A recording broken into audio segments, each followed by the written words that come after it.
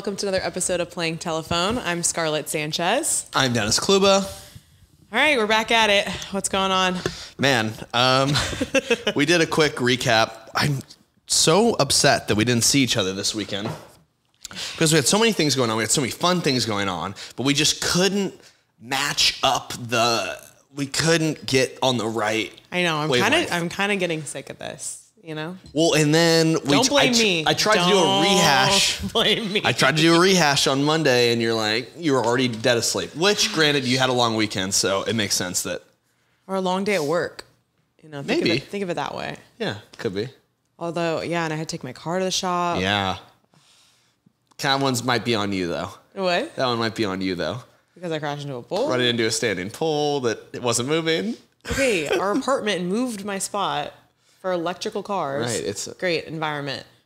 But nobody has electrical cars. Did you notice that everyone that was parking there too is just people who don't have electric cars? Really? Yeah, that's what I've been doing. You still park there? I still park in my spot because I got in a car accident, so I'm not going to park. I'm triggered if I go back to that parking spot. We got a noise complaint. On Thursday? No, on Saturday. I didn't even go out. It was the roomie. Oh. They went out again on Saturday, and we got a noise complaint. Like, literally texted to us. I'm guessing from Cy. You did not just name our housing manager. Sorry. Shout out, Cy. And when he just said quiet down, we've had some complaints. He just said, hey, quiet hours are this hour to this hour. We have quiet hours? There was somebody that said you guys were making too much noise. I was like, dang. That's crazy because we've definitely been louder. Been really. I mean, I don't know how loud it was that night. I wasn't there, but your speakers get pretty loud. So they do. We rock it. But yeah, other than that, nothing too crazy to report. Other than Cardi B and Offset unfollowing each other on Instagram. Yep, that's a crazy thing to report on. Listen, this couple is constantly on and off. Started dating back in 2017, got married in 2017. But right off the bat should have been Cardi's red flag, honestly. Offset cheated on her 2 months after he had proposed. There was that video that surfaced like way back years ago. Right. And then at even one point, she'd filed for divorce back in 2020 because, again, more infidelity allegations. But they've made it through a lot. So maybe there is hope that they can get through any tough waters. Right. Yeah. Rough waters. Rough patches. Rough patches, choppy waters. Got it. Jeez. Why do you suck at those so much? I don't know. I really don't. That's a flaw. But anyway, that is a flaw. Is that a red flag? No, it's cute. Oh, thanks. Doesn't mean I'm dumb. Okay, anyways. No one said that. Okay, anyways. But the latest is, though, Cardi posted these weird cryptic messages on her Instagram story. 2 slides, just black background, white text. The first one said, you know when you grow out of relationships. Okay, next story then says, I'm tired of protecting people's feelings. I got to put myself first. Okay, so first that could mean really anything. Could have been hurt by a family member, hurt by a friend, cutting someone out. But then the next sign was that they unfollowed each other, both Offset and Cardi, off each other's Instagrams. My thing about this is you started to say it when you were talking about how this couple is on again, off again. It seems like they've gone through a lot. They come out on the other side consistently. My thing is that they are the king and queen of petty social media BS. Yeah. And so that's where, how much are we supposed to read into them unfollowing each other? I mean, I could see them unfollowing each other like every week. You know what I'm saying? Like the way that they operate and do things. And we've talked about this before when it came to Offset earlier this summer in June, saying that Cardi cheated. And then her responding to it on Twitter Spaces is like, why are we playing this out on social media? But that's what they do. Yeah, they like to do that. I loved when she did the June fight, though. The regular schmegular. I'm not effing anybody. Yeah. No, you're so right, though. They do like to put their public fights on blast for everyone to see. And then they end up reconciling, honestly, pretty quickly after, too, because right after their fight in June, they're out at Disneyland with the kids. And then even when Cardi was going through her battery investigation, she was twerking on him in that pool in Vegas, remember? Right. And a lot of other different videos of them together where they've been fine. But then Cardi's also the face of Balenciaga, and she had her runway debut over the weekend, it was, in LA, and he wasn't there. Could be a sign, but also we've talked about how sometimes like busy schedules, maybe he just couldn't make it to that one. Seems like a big thing though. Yeah, but then, maybe you should have made it too. Yeah, that is a big thing. You're right. But in terms of their like public fighting, they did drop a song for their last one. So is it media related? Does it help them gain traction, or is it just kind of like if we bring it back to our regular Earth, like oh, he forgot to take out the trash, and I'm gonna put him on blast on Instagram. Damn. Okay, but here's the other thing too. Okay. When did they get married? 2017. 2017. September. Their anniversary was like recently. Yeah. Did you see? Okay, the post. We don't have them on hand, but the captions from both of them on their anniversary. Yeah. Is like the nicest, most loving thing that one person could write about another person. And that's where I just don't understand how they go through these fluctuations of everlasting love and then like, yeah, I'm unfollowing you. Like, don't ever talk to me. I think they truly do have so much love for each other, though, is the thing. Mm-hmm. Oh, yeah. He literally wrote, like, thank you. She wrote, thank you, babe. You always go above and beyond for me. I love your skin. I love your face. I love your body, your ankles. I love your soul. I love your heart. I love your fart. I love your faith. I love your talent. I will bite anybody for you. LMAO. And what date was that? That was on October 11th, though. Yeah. I mean, that was... yeah, very recent. And then she also had her birthday at the end of October. He got her 3 purses that were worth $500,000. Not that it needs to be monetary. Right. But still, he definitely does things, too. And that post back in October was like roses all down along their staircase. So they do things that are thoughtful for one another. I think that's why they do work. I think they're like volatile, but it's almost like toxic that works. Here's my thing, though. And I don't know how true this is now, especially when it was like before when they first started dating and Offset had those rumors about cheating or did cheat with the picture, stuff like that. But for some reason, and I don't know if this is right or wrong, I just always believe Cardi more on like not cheating. Like, you know, like I don't think that she's cheating with anybody. I don't know what Offset does. Like, I don't trust him. Yeah. But I like trust Cardi in a way that she wouldn't cheat, but is she probably a lot to deal with? Yeah. But I don't think that she's cheating. You know what I'm saying? Like, I don't know why I think that, but I do. I think he's the one who's a lot to deal with, considering he's the one who's cheating. I know. Like, he's shady. Like, I'm saying he's shady and maybe untrustworthy. Yeah. She's trustworthy. Yeah. But like But a boss. Okay, are we just gonna name all the great things about her? Don't you see her being a little bit like? I mean, she's definitely outspoken, but like up in your grill sometimes. Like, I don't know. I get what you're saying. She's not chill. Yeah, she would not be chill. No, but I don't think Offset is either. So I feel like maybe that's where their big personalities collide sometimes. Great love, great fights. Great love, great fights. Is there a breaking point?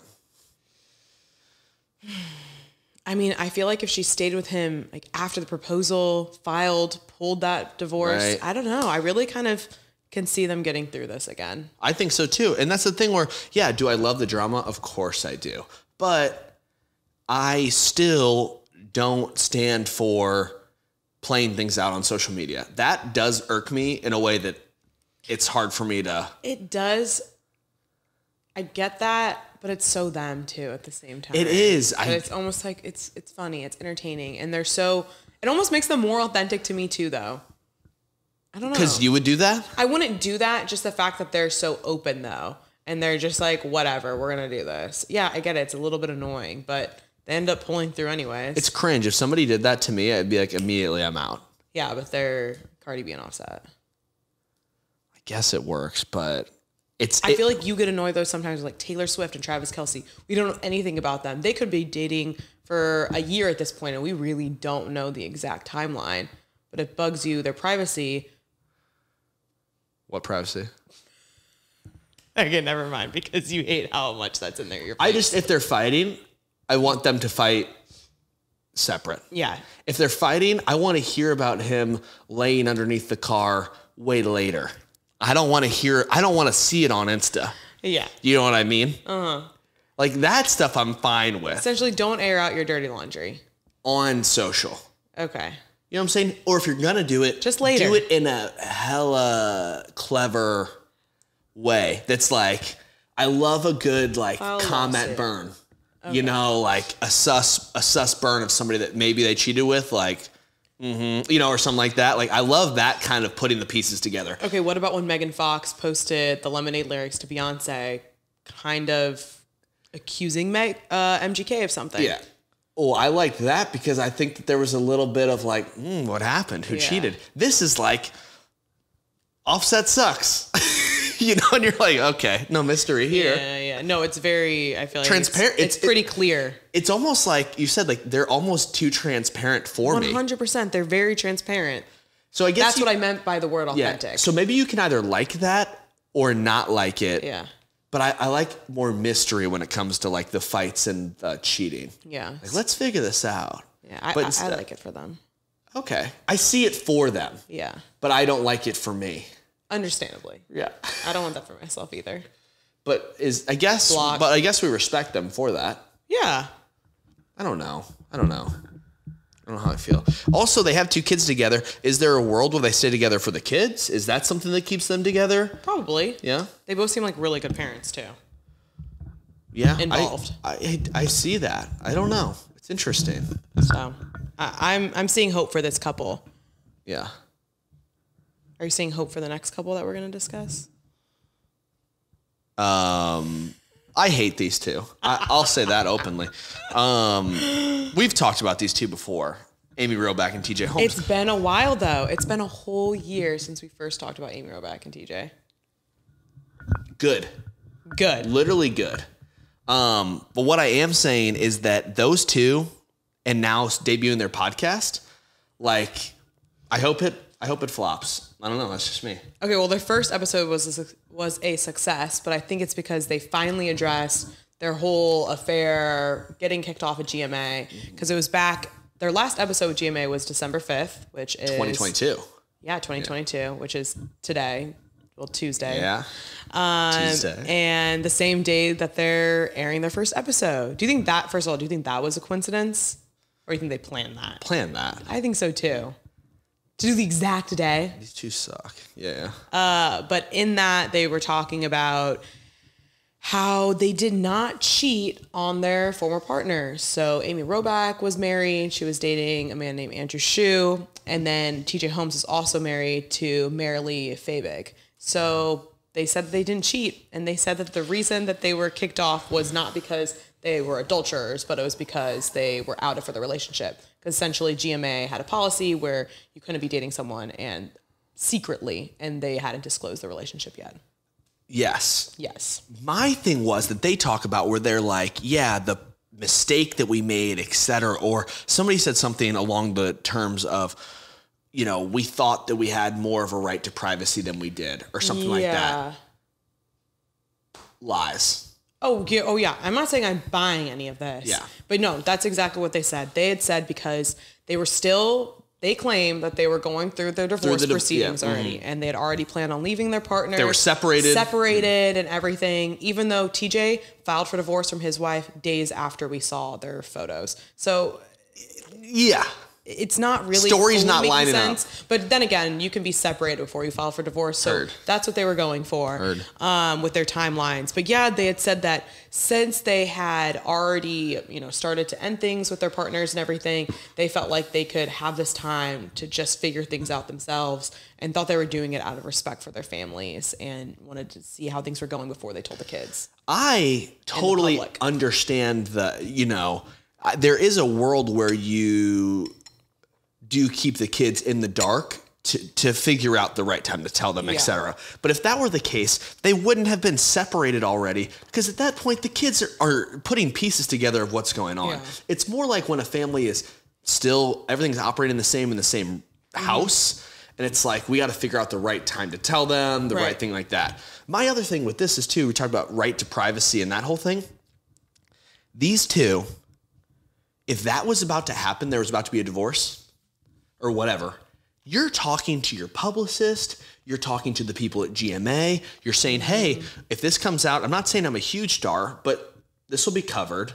Yeah, and I want to know what the PR strategy is for it. Yeah. You're not like, oh, you're talking to a publicist. Yeah, yeah. And the fact that they act like we thought we could just figure this out and also go out with each other in public and like have a friendly or not friend, like a romantic relationship. That is so. And those were in, I don't really know how the paparazzi got there. I mean, they always find their way. They find their way. But those first images surfaced back in November, but they'd said that they had planned on telling GMA in January, which even to me, I'm like, why wait so long until January? I still think they cheated. I think that they're just covering up their whole timeline. Their tracks, yeah. Well, at the same time, too, if that's about to happen, and you're that high level, you're that consumer facing as they were as hosts, your relationship is part of your job, whether you like it or not, especially with a coworker. So why would you not just get ahead of it and say those things? And like the whole waiting thing, I'm not buying. Yeah. Also, from the beginning, I don't know if we consider them technically cheaters. You know, they're trying to, say not. Right. But I just don't trust these two. No, I don't either. Okay, I'm glad we're on the same page with that. I don't either. I think that, and also remember when the affair came out the first time, then other women came forward that TJ had affairs with them, including an intern. During when him and his wife were together. Yeah. Yeah. So he's a cheater, period. Yeah. Amy, maybe she thought whatever she was doing was right. I think that she said that they'd been separated for 3 months. So her and Andrew maybe I could give her a little bit more slack, but TJ's been having plenty of women on the side since his relationship of 13 years. So TJ, yeah. Also, I would like to say, to your point earlier, I haven't thought of them in a year. I hadn't thought about it in a year. And I would just like to say that that's kind of what they get. And I bet you after this episode, we'll never talk about them again. But in some immaculate karma. Oh my gosh. The best part of this whole story is the exes of said individuals, T.J. Holmes and Amy Robach. Yeah. They're now together bonding over the trauma of the not cheating, getting and cheated divorce. on. Yes, exactly. That's what I was going to say. That's also the bonding over the trauma. The trauma is getting cheated on. 100%. Yeah. They were cheated on. And then... Yes. Okay. That was their initial bond. And then they say that like after time had gone on, they started to bond over their values and morals and all of that. Okay. They started to get along, but they've been together for 6 months now. I love it. I was shocked, full jaw drop during this. I love it. Is there a place, we talked about trauma bonding over getting cheated on. Is there a world where when they first hooked up for the first time, went to dinner, etc., there was a little get back in the mind? Or was this truly, hey, I hate my ex so much. Oh, you hate your ex so much? Yeah, they got together with each other. Let's grab a drink because this divorce proceeding has been terrible. And then it ends up in a bit of a Hallmark moment, a bit of a rom-com moment of, oh, we're together now. I think it's more the Hallmark moment, honestly. I'm sure it felt a little good to like give them a little stab. Yeah. But honestly, Amy and TJ aren't even thinking about them. So how much of the stab hurt? Okay, but they probably didn't think that in the beginning. I would think that. They were all over each other publicly. Okay. It probably added to the trauma. Yeah, that is very dramatic. Honestly, make a Hallmark movie about this situation, but from the eyes of Andrew Shue and Marilee Fabig. Yeah. That'd be sick. Aren't those a little bit more PG than this, though? Hallmark movies. Okay, make it Christmas and anyone but you or whatever. Yeah, with Sydney Sweeney and Glenn Powell. Yeah, an R-rated rom-com. Mm-hmm. Okay, I can get behind. That's honestly how all of them start, though, right? Like I think about like Friends with Benefits. I'm pretty sure they both get broken up with, and then they like bond over. Oh, they're both damaged goods. The breakups, and then they're together and no strings attached too. So this is basically. A no movie. They're the rom-com. The rom-com is the exes getting together, not Amy and TJ. Yeah, that's a way better story. Karma is so... Honestly, the whole thing is a great story. Yeah, completely. Do we know what those two do? Not public facing, I'm guessing. I literally watched a video on Marilee today. Is she cool at least? Do you remember that? She's cool. Damn, yeah. She is cool. Her family's from the Congo. Okay. Moved here. Yeah. Yeah. Stand up She gal. has a good job too. It's right there. Darn it. I don't know anything about Andrew though. I mean, I can assume that they were both... Okay, they were both... Wait, the kids. What are the kids thinking? Okay, we basically swapped parents. Suck. We swapped parents. Ew. I didn't think about that. It's weird. Like, oh, hey, Dad. Oh, and then, you know what I'm saying? Like, they're all interconnected now. Now it's not very... Now that you say that, it's not very cute. Yeah, now the Hallmark movie's Now it's not a little working. swingery. Yeah. They all just rotated. What an interesting holiday. So you go see your mom, and then you see your dad's ex there. Right? You go to see mom, and you see the guy that she cheated with. Yes. And then also, yeah. Also, you're definitely playing it out at the holidays. Like, oh, you're the cheater family. You're the good family. Good parents, cheaters. Cheaters probably give better presents, though. Oh my gosh. No. That's what I'm just saying. They also recently, because they're doing the podcast for our iHeartRadio. Yeah. What is their podcast called again? It's literally called like Amy and TJ. Not fun. Amy and TJ's podcast. Ew, I hate it more. They made their red carpet debut at the iHeartRadio Jingle Ball 2023. They were cute. Recently? Yeah, it was just a few days ago. A couple of days ago? Why you said they were cute? We're giving them an out? Shit. Straw. Yeah. The other thing that they said, and this was the worst quote of it all in the podcast premiere, we lost the jobs we love because we love each other. That was my favorite. Oh my God. Literally highlighted that. They act like they're in Remember the Titans. We've been wronged. It's like, no, you didn't. No, you weren't. No. Turn your brain on. Talk to a publicist. Talk to HR. Hey, just so you know, this news is going to come out. And people had been saying that they were together for over a year since then, but they claimed nothing happened until that summer of 2022. Please. TJ's just lucky to have a podcast after all his adultery.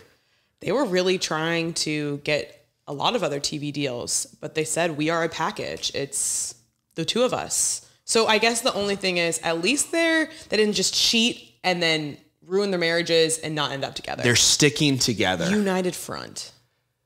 Which, for a cheater, not always the case. So maybe this is true. Honestly, she's lucky it's a podcast and not another TV show, because I bet you TJ would have found more people to cheat with.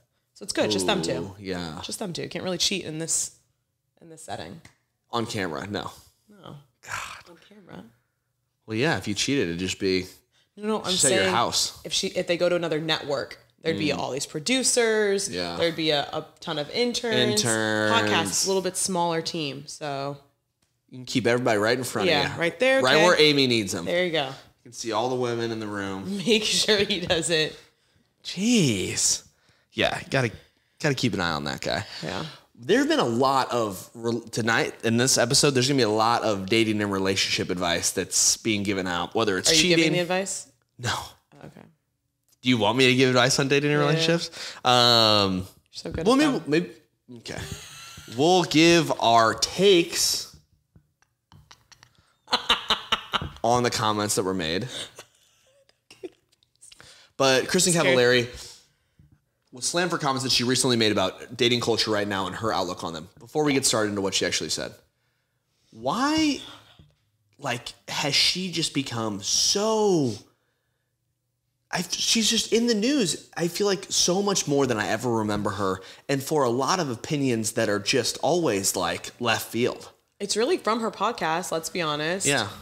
That's what the podcast is called. Mm-hmm. Yeah, I feel like after she was seen making out with Tyler Cameron, and then she commented on making out with Tyler Cameron, that got her in the news most recently because she said that he was her hottest hookup. Mm-hmm. So I just feel like she's making some some bold statements. People are talking about it. Yeah, I feel like she was just off the map for a little while between when her reality show got canceled or taken off the air, and then there was the divorce, and I felt like there was kind of this moment where it was like, well, I want to be maybe a little less public facing, and now it's like every other month I feel like she's trying to stay in the news. Yeah. I think people are just talking about her. It's a good thing to have. Good thing to have. But maybe not in the nicest way. Yeah, well, right now she's getting pretty slammed for her for her views on when you should, because essentially in this podcast she did a couple episodes where people were asking her questions, asking her dating advice, and one of the questions was, how many dates until you sleep with a guy? Okay. And she said she used to have this whole rule where she'd wait 4 or 5 days. 40 days. 4 or 5 dates, not 40 days. And she was doing that for about 2 years. So I don't know what she was doing before. But also she was married for a while to Jay Cutler, and then they recently got divorced. I guess it's been a couple years now. So that makes sense. And then recently, though, she said it doesn't effing matter, okay? Whether you sleep on the first date, you sleep on the second date. If you're feeling it. If the chemistry's there, just do it. And then she also was saying that she saw some posts from a relationship coach and said that 90% of these happiest couples who really found their soulmate slept with their partner on date 1 or date 2. Thoughts? What are your thoughts? Oh, I gotta go first. Yeah, you get to go first. Honestly, okay, wait. You're a female. What she was saying about getting like all this backlash, though, what people were saying were kind of funny, actually, because they were like, oh, great, let's take advice from a 40-year-old divorcee.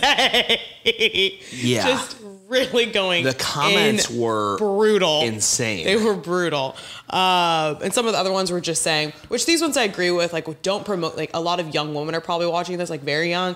We don't want to promote, like basically she has a platform to, teach, and that young women are watching, and this is the advice you're giving. That was like basically just the call out. Immediately start having sex and everything. So that I'm a little bit iffy about. I think, based on what your age is and everything, sex should come at an appropriate time in your life is all I'm saying. And I do, though, and I agree with the whole fact. What? Go on. Whoa, go ahead. No. I want to. What? I was like, when you're like, I do agree. I just want to see where this is going. You're freaking me out. No, yeah. I agree that if you like want to sleep with a person, sure, go for it.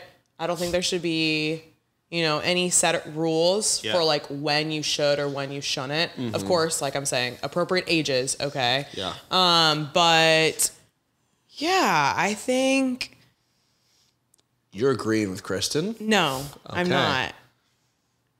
I feel like I've gone back and forth a little bit with this rule, because I have heard of couples that have had really successful relationships and they did have sex very early on. So that's where it is confusing. That's why I do agree with her last part. Like, if there is feelings and chemistry, it doesn't really matter, because if you did happen to find your person and you did happen to sleep with them early on, I still think it could potentially work. Right. But I do think it's better to wait a little bit, because what do you guys want? You guys want to have sex. And if you give it to them too early, they're going to lose interest. It's gone. And also, I think it's better to build that foundation, get to know the person, and just don't get intimate too early, because maybe you'll go on a couple dates and realize, oh, I don't even like this guy. Like, why would I give my everything to him?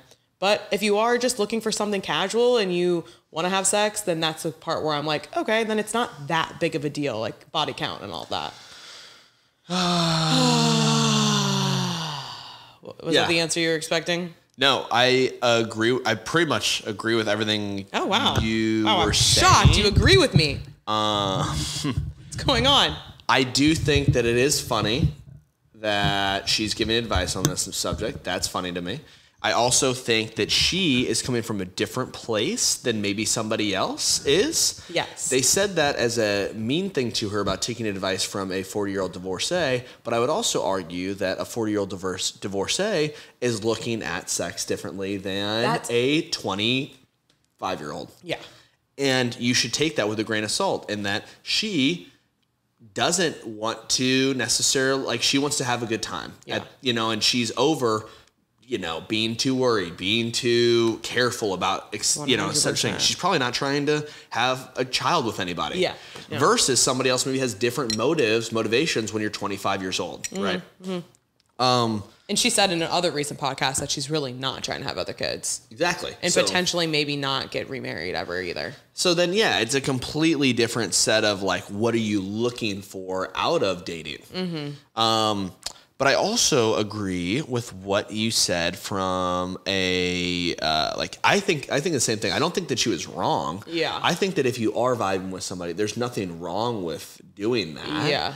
But I do think at the same time that there is a mystery that needs to be kept up potentially in the beginning that allows for a little bit of a chase. Yeah. If you ask me if we're talking about traditional guy girl setup. Right. Where maybe it's a personal thing, but I think that there is a chase that is exciting, fun, give and take. But I also think that plays into the whole playing games thing slightly too, which a lot of people, and I think this goes into exactly what we're saying, she doesn't want to play games. Kristin doesn't at that age. Yeah. Maybe when you're a little bit younger, you're still down to play a couple games, and say, oh, like, I don't really like you that much, or not say that, but oh, only a short kiss on the first date, and then bye. Okay. I guess I don't see that as playing games. I feel like that's just like having different boundaries at different points in the relationship. I guess boundaries is a really good word for it. I think of it as keep them wanting. A little tease. Keep them wanting more. Kiss there, kiss there. Well, maybe she's into me. Maybe she's not. Like, I don't really know.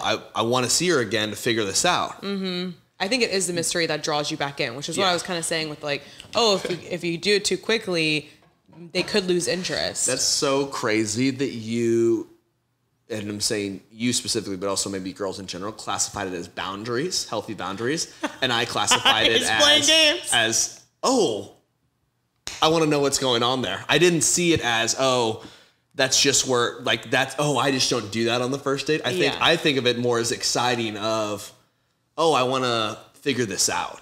Okay. Like interest, like, okay, does she like me or doesn't she?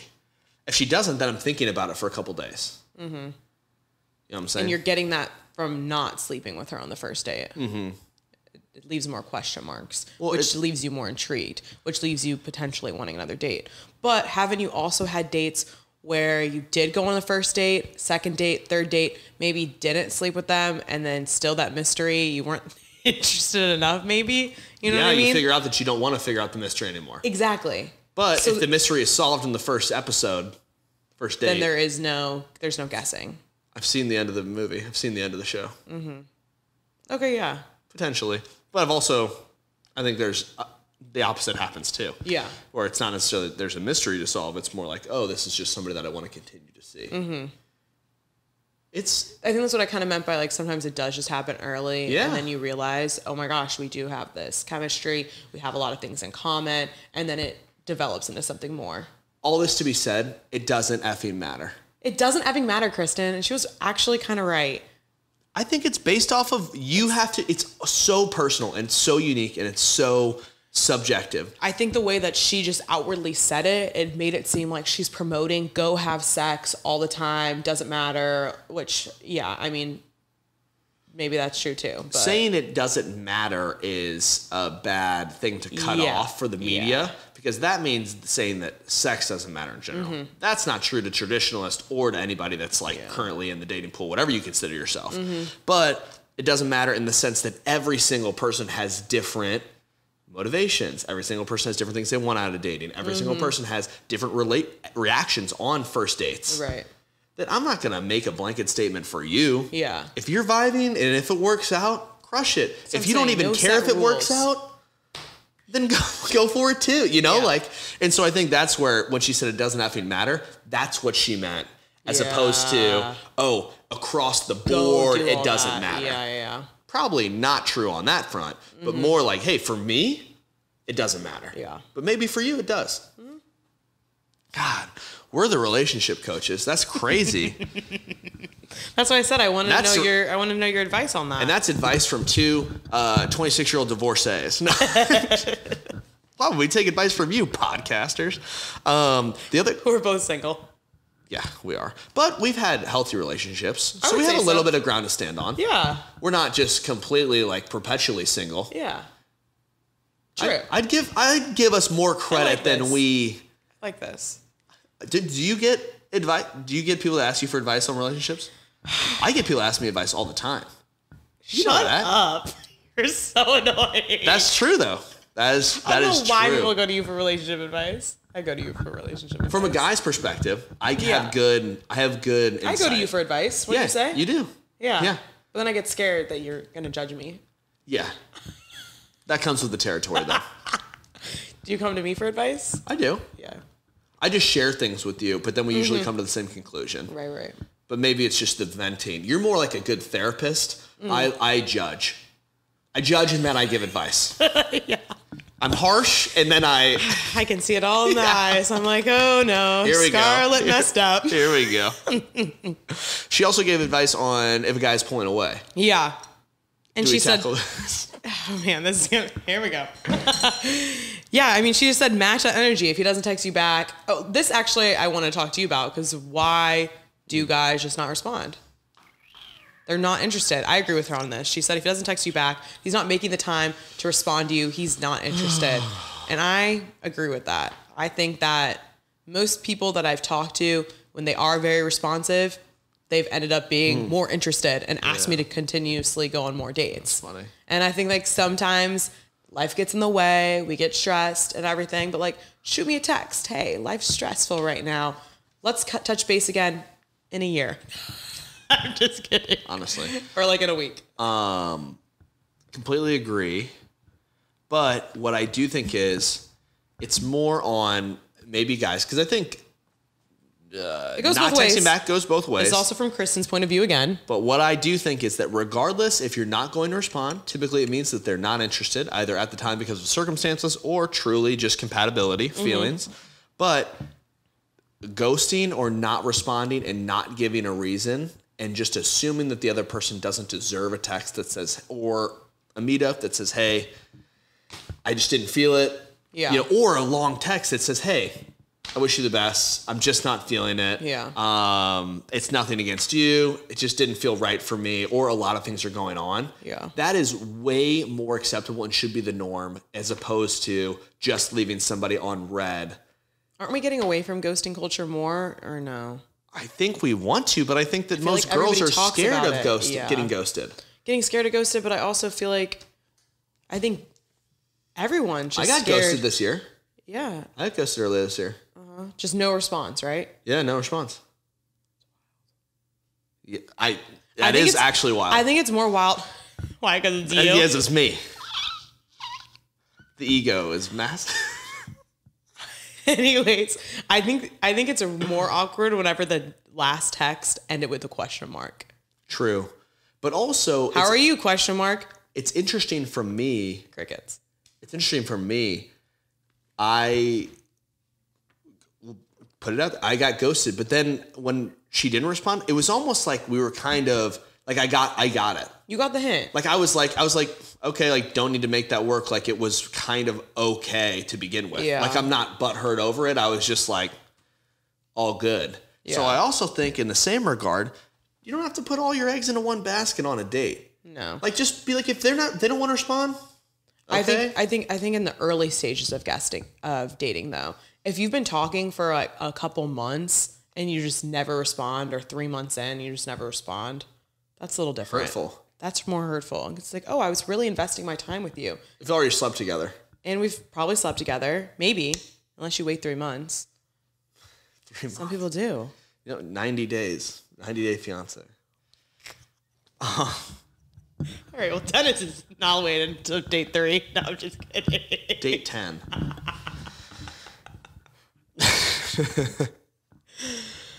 Gosh, I'm so vulnerable there. I know. Ghosted. Oh my gosh, thank you for sharing, Dennis. I'm a human.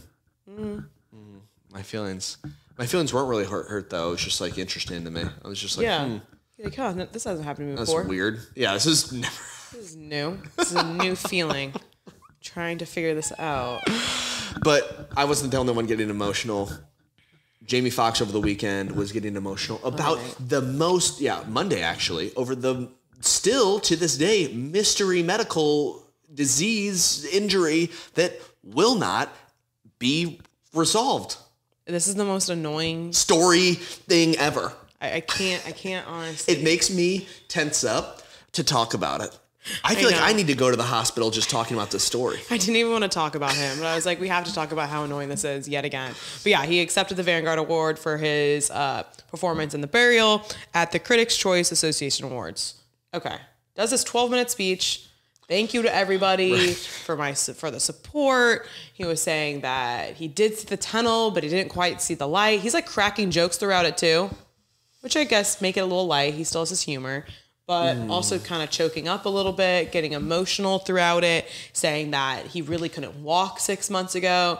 Because remember, this happened back in April when he was shooting for a different film, Back in Action in Atlanta with Cameron Diaz and everything. And he ended up getting hospitalized there, getting transferred to a rehab facility in Chicago where all of his family came in support, in which he also mentions that too, where he mentions like, thank you to my sister. Yeah, his sister and his daughter, Corinne, for like keeping everything under wraps and not telling everybody. What happened? Why won't you just say what happened? I get it. Maybe OSHA, right to privacy, but then that begs the question to me, and I know people are going to come for us and be like, hey, well, it's his life. He can keep his medical things to himself. Yeah. But also, what are you hiding? It's like a thing where I've been hospitalized before. Had surgery multiple times, but I'll tell you, it's like a normal thing, you know. What? No, I'm just kidding. It's literally when we were kids. I had kidney surgery and shit, and ACL.